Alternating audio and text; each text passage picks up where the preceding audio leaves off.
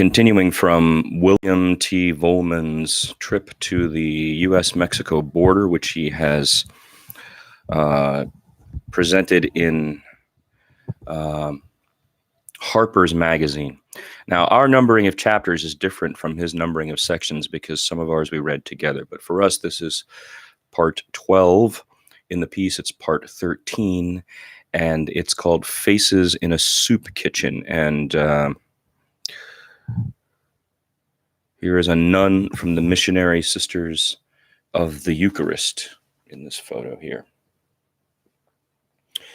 Vollman himself took all the pictures as well. Quote, "I really don't believe in God," Rachel Wilson had said. Quote, "But Father Sean is sent by heaven. It's got to be about 200 people sitting outside the port of entry waiting. They were only processing 2 or 3 people a day. And then Father Sean started finding shelters for these people and setting up a wait list. His mission is to provide humanitarian help in whatever way he can, so he is not trying to ruffle more feathers than he has to," close quote. This young, bespectacled man was slender, a trifle pale, groomed and dressed like the wage slave of some office whose dress code was moderately casual. He wore a nice plaid button-down shirt, although its collar was wilted. His smile was sweet and almost feminine. He had long, elegant fingered hands that he often fitted together when he spoke. Within a few steps of the great high sign for the Frontera USA, his soup kitchen, quote, "a migrant aid center, but everyone calls it the comedor," meaning dining room, close quote, sat right up against the grass-topped dirt flesh of the road-cut, chicken-wired and fenced in, and even along the side razor-wired above what in my country would have been a temporary rent offense. He told me about the origins of the Kino Border Initiative, KBI. Quote, "It began with a couple of women in the neighborhood. In 2006, a lot of people were being deported through this entry, and these women wondered what could be done because a lot of people were being deported with blistered feet, dehydrated, with not enough to eat. So they decided to organize themselves. With one of the sisters, a nun from the Missionary Sisters of the Eucharist." Oh, so that photo's not of the nun, but a nun from the Missionary Sisters of the Eucharist started serving meals to the migrants. So they organized their local community to do that. And then the Jesuits from the Southwest United States helped them. We were doing a needs assessment from 2006 to 2007. A lot of people were migrating through Arizona at that time, and a lot of people were dying, and there was a lot of contentiousness, close quote. In other words, plus ça change. He was sitting across from me at one of those communal tables while the volunteers, whom, once the interview was finished, he quietly assisted, began laying out utensils, paper napkins, and bowls of brownish salsa the consistency of applesauce. These helpers came from churches in the United States and Mexico. At least 2 women were here for the first time. It was mid-morning. Something like 35 migrants, about a quarter of them men, were settling in. All the while, a wall-mounted television monitor kept on displaying various advice messages. Always tell your family you're crossing route. Up from Guatemala along the east is the highest zone of danger. And also all along the top, along the border. Quote, a lot of people are coming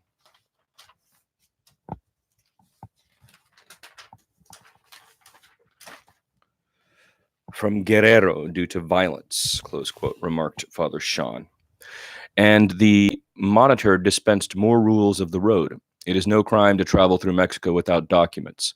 You have a right to medical attention. If something happens to you, here is what information you ought to retain in order to make a report. Be sure to make it known if you feel afraid to return to your country because your life is in danger. Now came a breakdown on various abuses of migrants, robbery, extortion, etc. Quote, I remember reading about liberation theology back in the 1970s, close quote, I told Father Sean, and then asked, would you describe what you do in those terms? Open quote, I think this work and the focus of KBI is respect for human dignity, freedom from oppression, freedom from what violates their dignity, the meals, the support, trying to raise awareness about this situation, trying to change policies that are oppressive, trying to help people experience the life that God wants them to have, close quote. About No More Deaths, the group we talked about earlier, he said, quote, they're responding to a humanitarian need. People are dying in the desert. Volunteers are trying to save lives, close quote. Why are so many folks on the move? Open quote. The vast majority are migrating for a more dignified way of life, whether it's from an economic need or fleeing violence. What we have in the United States are laws that don't respond to that situation. We need laws that address issues of safety. And if that can be done, close quote. He did not finish, perhaps because he knew quite well that it would not be done. Here's a footnote. For her part, the volunteer from No More Deaths cited, quote, root causes of migration in U.S. foreign policy in Central and South America over the last 30 years. What's the cause? As far as the volunteer from No More Deaths, it's root causes of migration in the U.S. foreign policy in Central and South America over the last 30 years, close quote. As for illegal migration across the American border, she added, in a perfect contradiction of what the trumpeter swans keep arguing, quote, it also comes down to the militarization of the border. When they sealed the urban centers in the 90s and directly pushed traffic out into these remote areas and weaponized the desert. In some ways, these enforcement policies are a gift to the cartels to really commodify human life, close quote. The enforcement policies of these Trump and other bases are a gift to the cartels, is emphasized by William Vollman here in bold type. How many people do you serve? Open quote. Yesterday afternoon when I was here, maybe 120 people. Meals, clothing, check cashing, first aid. Shelter we provide just for women and children. Then he added, quote, close to half of those who are waiting for asylum are children, close quote. Like a good trumpeter, I inquired, how many have prior criminal records? Quote, it's really hard to say.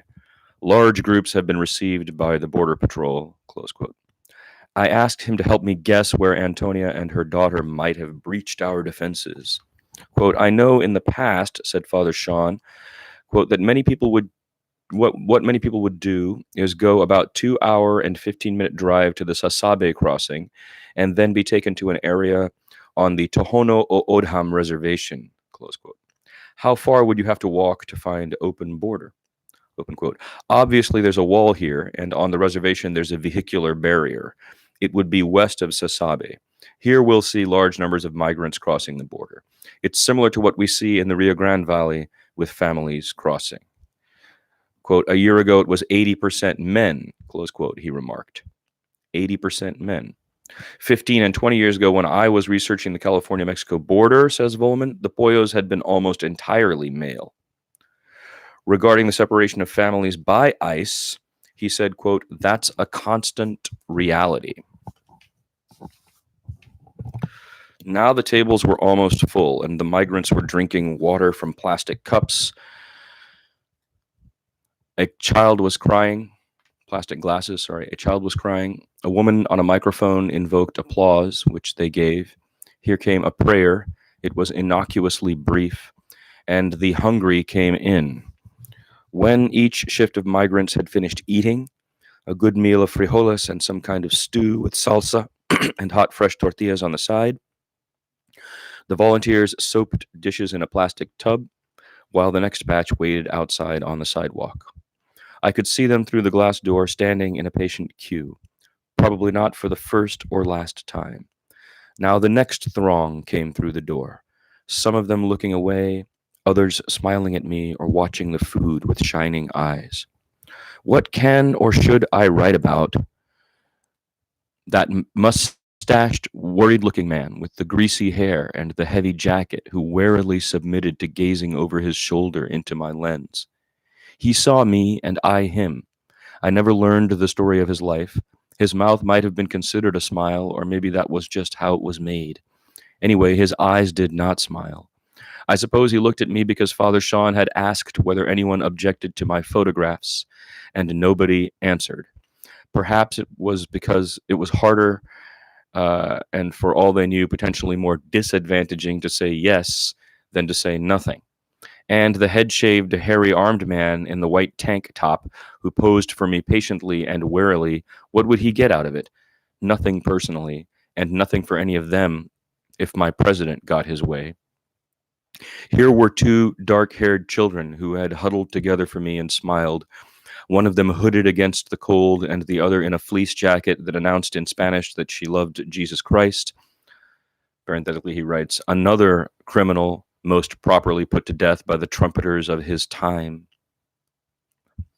Beneath the crucified Jesus on the cinder block wall, accompanied by a rosary, a Virgin of Guadalupe, and a medallion that evidently represented Christ as king, two pairs of child hands simultaneously lathered up in the sink, whose plastic spray bottle of advanced hand sanitizer happened to be a $1.99 amazing value, so it came from across the border.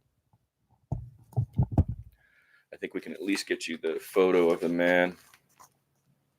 Oh, and there's the dishes as well.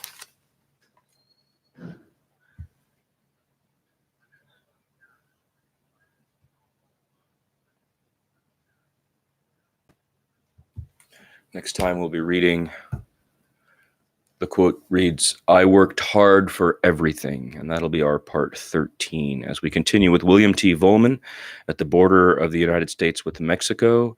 The piece has been published by Harper's just last month, and we're reading it aloud here.